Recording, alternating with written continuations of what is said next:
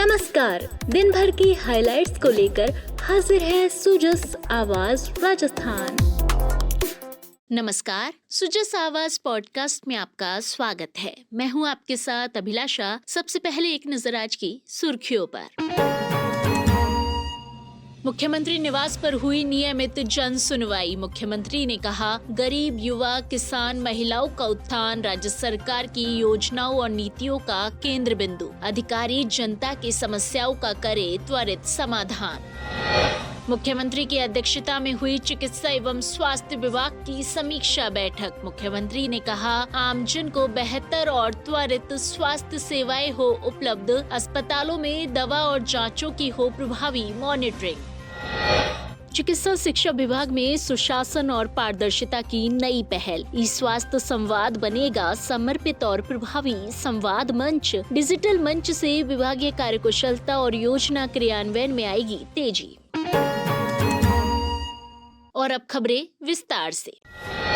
मुख्यमंत्री श्री भजनलाल शर्मा के नेतृत्व में राज्य सरकार जन कल्याण को सर्वोपरि मानते हुए प्रदेश के विकास के लिए कार्य कर रही है। गरीब, युवा, किसान, महिलाओं सहित सभी वर्गों का उत्थान राज्य सरकार की योजनाओं और नीतियों का केंद्र बिंदु है। मुख्यमंत्री निवास पर की जा रही जन सुनवाई में भी मुख्यमंत्री इन वर्गों की समस्याओं का त्वरित समाधान कर रहे हैं। जन सुनवाई में अपनी समस्याओं के मौके पर ही समाधान से आम जन बेहद खुश नजर आए। मुख्यमंत्री ने आज मुख्यमंत्री निवास पर जन सुनवाई की। इस दौरान उन्होंने आमजन की परिवेदनाओं को व्यक्तिगत रूप से सुना और अधिकारियों को समस्याओं के निस्तारण के निर्देश दिए। उन्होंने अधिकारियों को निर्देश दिए कि जनता की समस्याओं के समाधान में कोताही नहीं बरते और सर्वोच्च प्राथमिकता से इनका निस्तारण करे। श्री शर्मा ने लापरवाह कार्मिकों पर सख्त कार्रवाई करने के निर्देश दिए। इस दौरान मुख्यमंत्री ने ग्रामीण विकास और पंचायती राज, श्रम, कृषि, गृह,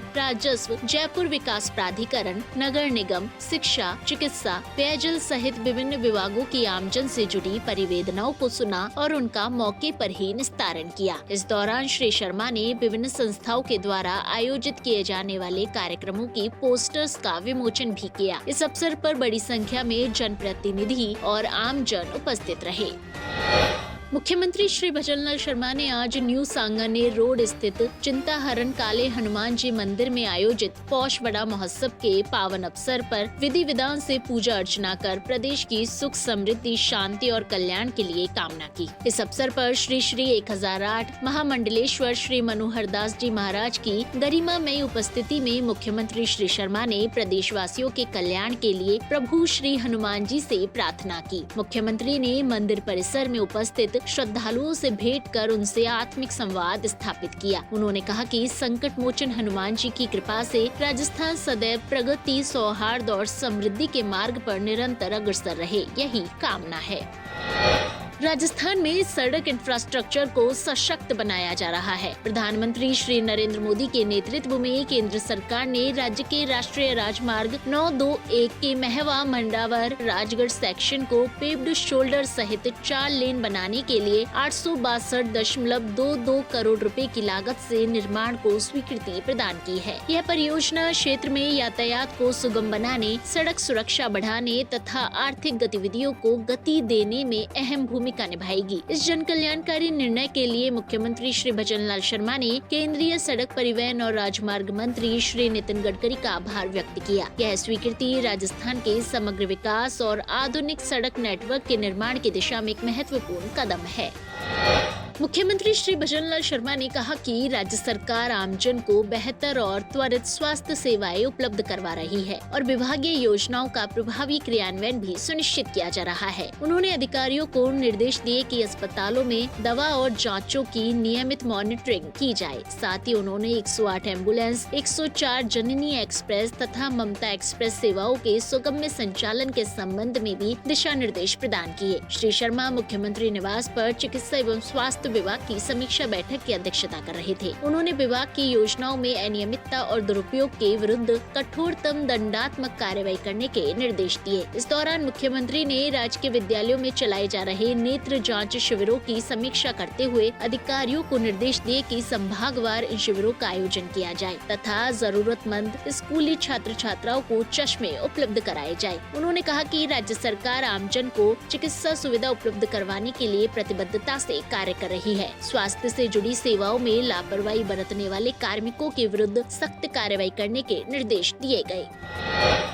राष्ट्रीय चेतना, स्वदेशी संकल्प और सांस्कृतिक गौरव के सशक्त संदेश के साथ कल 6 दिवसीय राष्ट्रीय स्वदेशी महोत्सव का गरिमामय और ऐतिहासिक समापन चित्तौड़गढ़ में हुआ। 23 से 28 दिसंबर तक आयोजित इस महोत्सव ने शक्ति, भक्ति और शौर्य के प्रतीक वीर भूमि चित्तौड़गढ़ को स्वदेशी और आत्मनिर्भर भारत की पहल करने वाले जिले के रूप में स्थापित कर दिया। महोत्सव की सबसे बड़ी उपलब्धि 4 लाख से अधिक मेलार्थियों की सहभागिता और 3 करोड़ रुपए से अधिक के स्वदेशी उत्पादों की बिक्री, जिसने स्थानीय कारीगरों, लघु उद्यमियों और स्वयं सहायता समूहों को आर्थिक संबल प्रदान किया। वहीं 15,000 महिलाओं के द्वारा प्रस्तुत घूमर के विश्व कीर्तिमान ने चित्तौड़गढ़ को विश्व पटल पर सांस्कृतिक गौरव दिलाया। समापन समारोह के मुख्य अतिथि शिक्षा और पंचायती राज मंत्री श्री मदन दिलावर ने कहा कि भले ही हम सीमा पर जाकर युद्ध न कर सके, लेकिन स्वदेशी अपनाकर देश की सेवा अवश्य कर सकते हैं। उन्होंने कहा कि प्रधानमंत्री श्री नरेंद्र मोदी और मुख्यमंत्री श्री भजनलाल शर्मा की स्पष्ट सोच है कि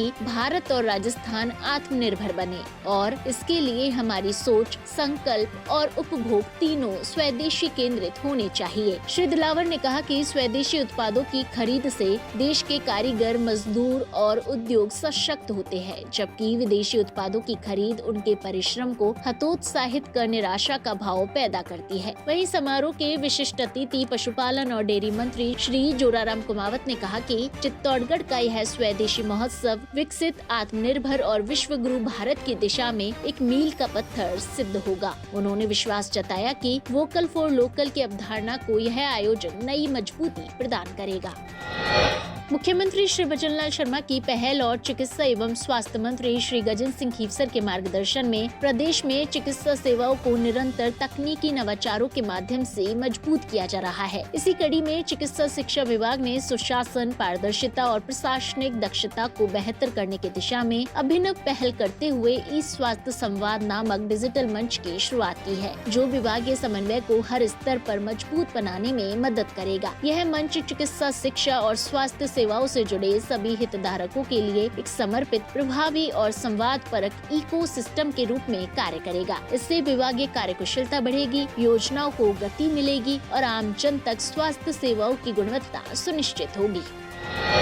प्रतापगढ़ की थेवा कला, जो 400 साल पुरानी अनूठी पारंपरिक कला है, अब राज्य सरकार की एक जिला एक उत्पाद योजना के तहत नए जीवन की ओर अग्रसर है। इस कला में रंगीन कांच पर सोने की महीन लगाई जाती है, जिससे राजस्थान की लोक कथाओं और सांस्कृतिक कथानकों को जीवंत रूप दिया जाता है। हर आभूषण के निर्माण में महीनों की कुशल मेहनत लगती है। वर्तमान में थेवा कला के कारीगर ऑनलाइन प्लेटफॉर्म और प्रदर्शनी के माध्यम से वैश्विक बाजारों तक अपनी पहुंच बना रही है, जिससे यह शताब्दी पुरानी परंपरा अंतर्राष्ट्रीय स्तर पर अपनी पहचान बना रही है। मुख्यमंत्री श्री भजनलाल शर्मा के मार्गदर्शन में यह पहल स्थानीय कारीगरों को रोजगार और आर्थिक सशक्तिकरण प्रदान करने के साथ साथ राजस्थान की सांस्कृतिक विरासत को विश्व मंच पर पहचान दिलाने का काम कर रही है। सोने की एक पतली सांस